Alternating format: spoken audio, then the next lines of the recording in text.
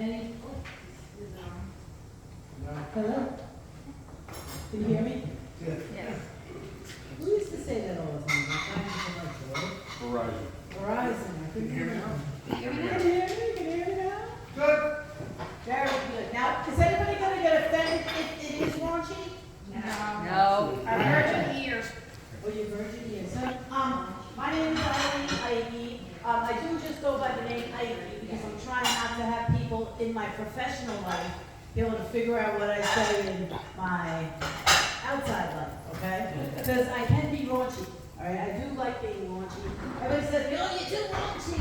I just like raunchy. And the thing is, there are too many dicks and not enough chicks on the mic.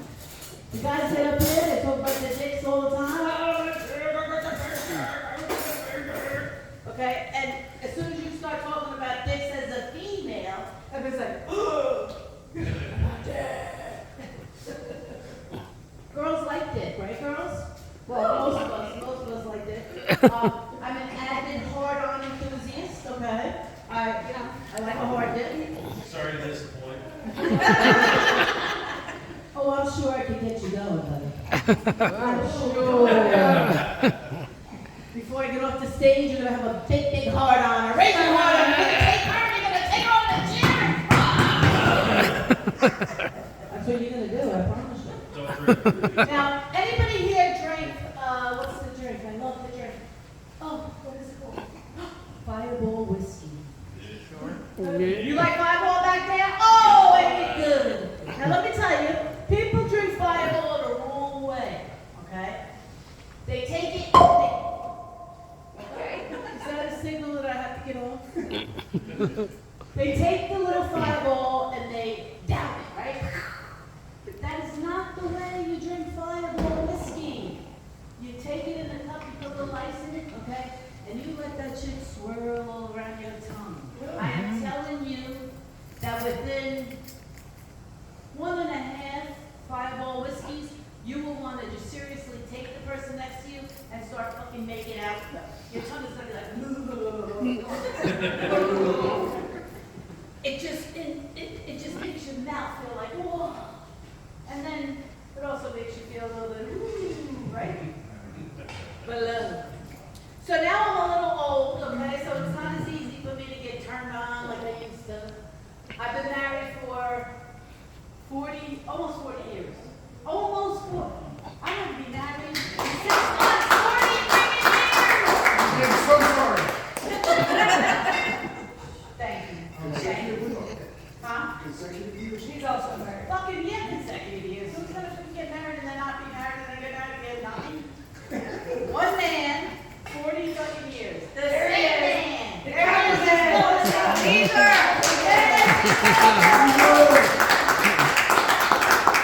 Now, Caesar is a Puerto Rican, which he happens to get mixed up with Indians. I'm not an Indian, Egyptian, right?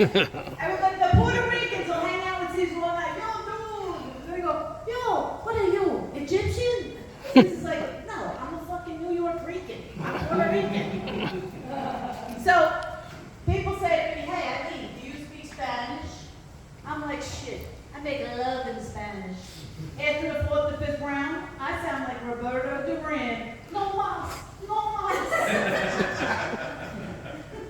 Now, I do love Caesar, and I tell him, hey, Caesar, I said, listen, I go, I want to get a bigger house. He's like, what do we need a big house for? I'm like, I don't know, it just would be more spacious, we kind of tight in here now, after all these fucking years, I want a bigger house. You know what he tells me?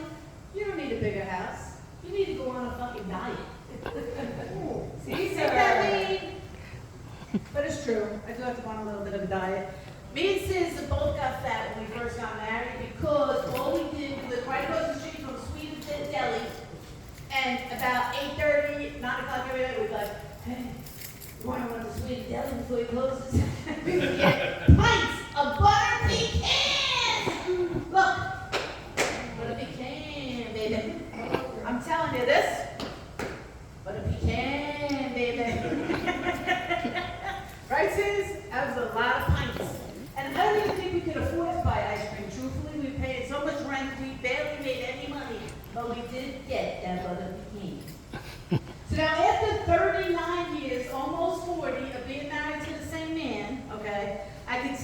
that because I'm getting older, like I admitted before, it's not easy to get I get turned on, but my body don't work as good as it used to, okay?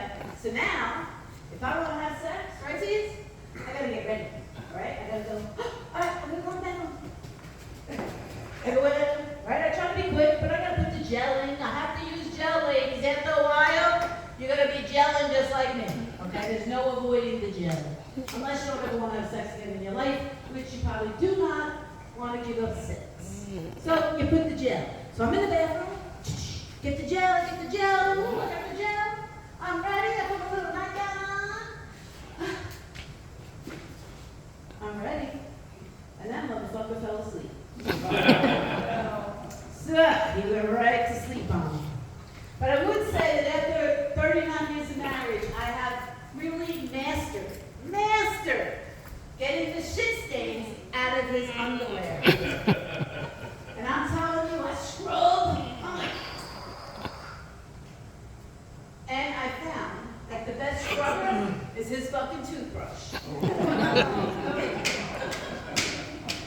Smile, see, show him how shiny your teeth are.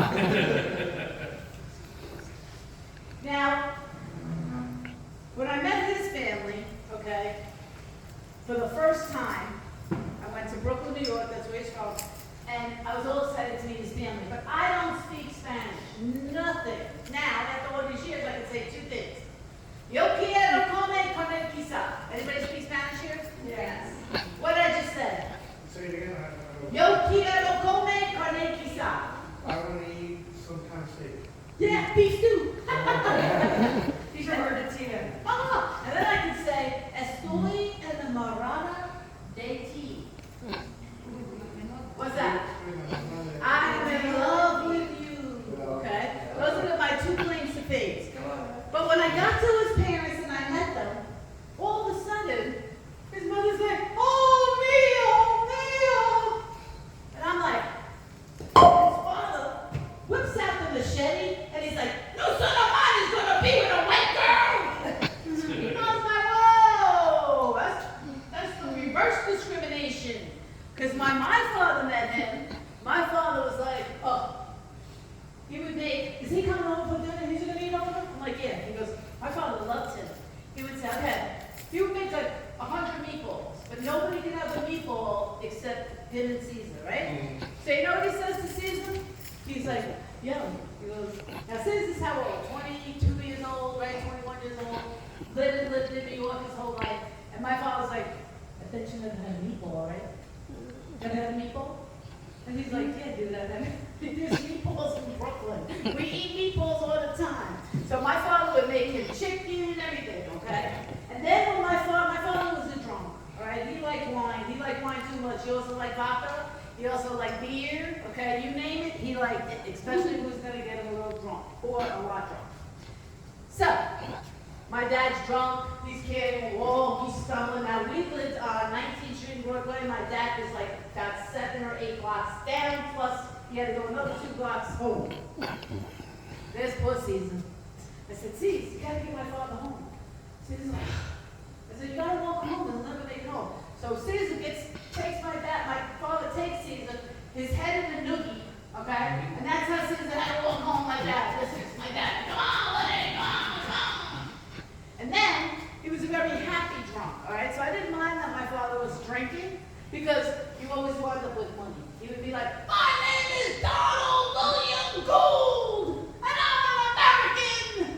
And then, all dollar bills flying out of his pockets. So we were all happy when he was Donald William Gould, an American, because that meant we got a lot of American dollars.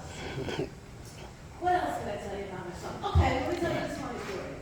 I got hit by a car 5 years ago in a couple months. I was running for the BOE and I won. I am a member of the BOE, the Board of Ed. So, I said, let me go pick up my signs, right? Because everybody in town bitching, you see the signs all over the place after the election, everybody's like, oh, they should take the fucking signs down, they should take the signs down. So, I said, okay, I'm going to take the signs down. So, I see the sign all the way on the other side of the road, and I said to Caesar, I'm going to pull in here so I don't get ran over. Lo and behold,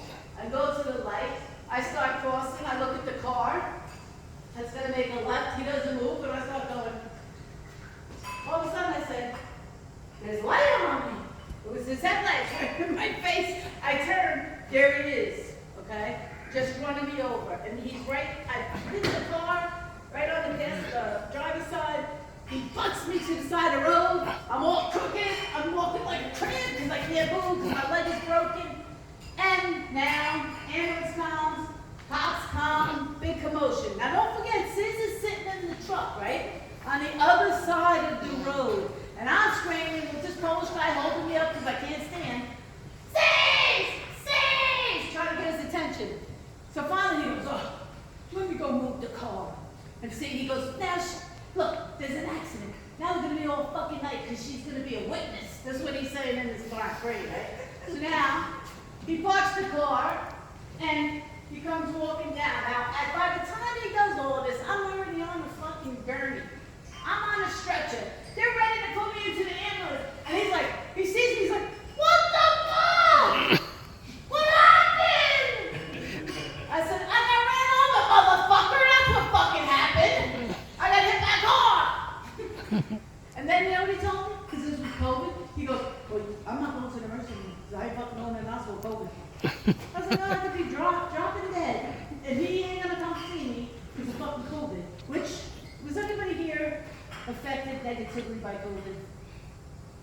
Anybody had any bad? Because I don't want to joke if you had somebody die or something. No? COVID was the fucking biggest hoax, I feel like. And he wouldn't come and see me because of COVID. So I was very pissed with that. So, how many people, okay, the last snowstorm, did anybody get a ticket for not moving their car out of the street? No? Okay. My town, I had one car, poor Caesar, had to get everything, he did all the shoveling because I don't shovel. I'm too lazy. I do not shovel. I don't really do much, okay? I'm not gonna lie. So he had a shovel. So he shoveled out the front, the staircase. We couldn't even get out of the house. He shoveled up the steps. He shoveled the freaking walkway. He shoveled out one car. He shoveled out the second car. He shoveled out the third car. And by the time we got to that fourth car, it was getting dark. Fucking ice ball was coming down. And he said, fuck it. Do you know that I got 3 tickets? 3 tickets for one car because I didn't move it out of the sun. Isn't that fucked up? Where do you live? In Salem. So then they said it's a mandatory court appearance. Each ticket is like $100-something. So, and then they told me, oh, Eileen, well, not just Eileen, but all citizens, if you could have took your car and parked it at the end of this block. The end of the block, first of all, that thing is like 2 miles long, right? You have to go down a fucking hill to where they have the softball fields. How the fuck am I getting downhill with my car, parking it, and then I have to walk up that hill? There's no freaking way. So I have to fight the ticket. They had us going to court the other day, and then I was all ready. I had fucking pictures, I had everything, of the whole storm, everything. And they fucking changed the date to April, and now it's virtual. All my pictures, all my plans, I fucking write every law, everything. All for nothing. Because this is what I think they're going to do. If it's virtual, they're going to have how many people that got all the tickets, right, in this virtual meeting, and you're supposed to be able to talk to the prosecutor to get the ticket negotiated down, right? That's a fucking right you have as a citizen, correct? Anybody here illegal person? No. All right, so fuck that. I'm entitled to talk to the prosecutor, right? Guess what? I'm not going to be able to talk to a prosecutor if I'm in a fucking virtual. So I'm thinking they're going to eliminate those tickets for everybody across the whole way, right? Have us all in the room and say, listen, we're going to eliminate the ticket.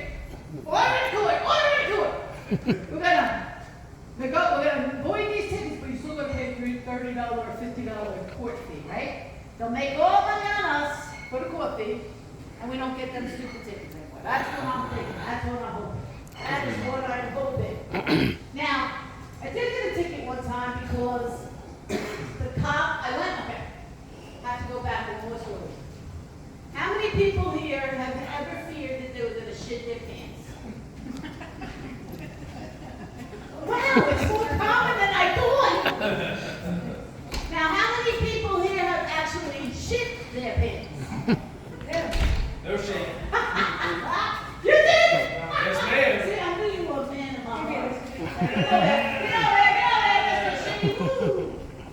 So now, I am in work, I worked at Chase Bank, JP Morgan Chase, in New York City. I've never been to fucking Starbucks, and I never had nothing but espresso in it, okay? I'm with Nancy Lee, my friend from work, we go to Starbucks on the corner, and I'm like, ooh, this is Starbucks, like, never been to Starbucks. So she says, we sit down, we have an espresso coffee and an espresso brownie. Now I know that it couldn't be that quick, but that shit went through me this, okay? I'm in the Starbucks, I'm sitting at the table with Nancy, and I go, felt like an alien starting in my belly. I was like in my intestines, I'm like, oh shit! I go, Nancy, I go to the bathroom. She goes, oh, you can go right there, after that moment. I fucking look, there's like 15 people in line. I'm like, oh, no, this will not wait, and I can't shit in here, right? So, I don't like shitting outside the house, that's why I shit in my pants, because when I get shit in my own house, I'm too busy. And then when I have to shit somewhere else, I'm like, oh, I don't want to shit outside my house. So now, I said to Nancy, we gotta get back to the office, we gotta get back to the office. Let me tell you, I fucking walked back to the office so fast with my ass so tight like this. So no shit was around me. If I would have farted, all the glass on fucking Madison Avenue would have fucking cracked. That's how tight I held my ass. Okay? Now, we work on like the fucking 20th floor. And when you get in off the elevator banks, there's like 5 elevator banks, then you have to go this way to get into the actual lobby of our office, right? Receptionist sitting right there. I'm like, oh my God, I'm in the elevator. I'm like fucking sweating. I can't believe it. My ass is so tight. I'm like, please do not let me shit my pants. This is all coming to my mind. Nancy Lee's like, are you okay? You okay? You okay? I'm like, shut the fuck up, Nancy. I can't even listen to you. So, we go up the elevator. I get right to the door. I open up the door. As soon as I step 1 foot into the fucking lobby with the receptionist looking right at me. Second step. Third step. I was like, you fucking suck. Now, good thing I have my men's underwear on. When I used to work in the city, I used to wear, and I still do, if I'm walking a lot, I wear that men's underwear that go down to, it's like a, no, not like a boxer, it has like a, it's like warm, it's like a brief, like a short, boxer brief, okay?